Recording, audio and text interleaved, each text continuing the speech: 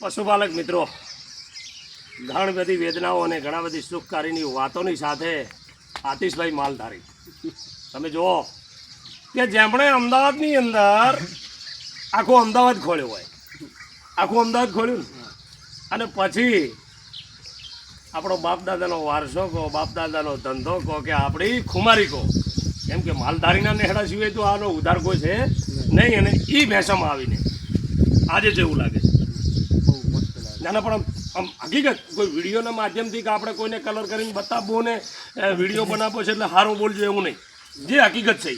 ભેંસો મને બહુ વાલી છે અને ભેંસો વગર બધું ફાવતું નથી. અને તમે પ્રાઇવેટ નોકરીઓ કરતા હતી પછી આ ભેંસો માયા પછી હવે કોઈ એવું રહ્યું નથી. કાલે હું 20-20 લીટરની બે બેણીઓ લેવા ગયો હતો. એ વાહણાવાળાની દુકાને ભાભરની અંદર 5-5 હજારના બે છોકરા રાખેલા, મહિનાનો પગાર. કેટલાનો? મહિનાનો પગાર ને બે બેણીઓ લેવા ગયા એટલે 2500 રૂપિયા. હવે એ મહિનો ક્યાં 2500 રૂપિયા છો, છોકરા છો તો એ છોકરાને તમે નથી તો ભણવા આલ્યા. એવડી નાની ઉંમરમાં તમે વાહણાની દુકાનમાં રહેશે. પાછું પૂછ્યું, કીધું અહીંયા 5000 પગાર એટલે કોઈક શીખશે ને. વાહણાની દુકાનમાં શું શીખે? વાહણાની દુકાનમાં તમે મને બતાવો શું શીખે? સ્ટીલની કંપની નોખવાના તમે? એની બાયણીઓ લાવશે ને એનું કશું શીખવાનું નથી. એના કરતાં તો 4 ભેંસો લઈને 2 ગાયો રાખવી સારી.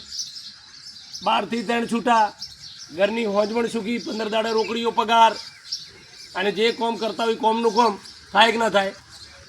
આ આતિશભાઈ કરવાવાળો એક જ છે ઘરમાં આખો પરિવારનું.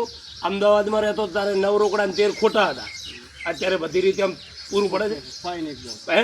એકદમ કેનાલનું પાણી ફ્રી ઓફ, કેનાલનું પાણી ચારો એકદમ ફ્રી ઓફ, અને આતિશભાઈ એ ફ્રી ઓફ. મારી સાથે જોડાયેલા રહેજો. જય ગોગા.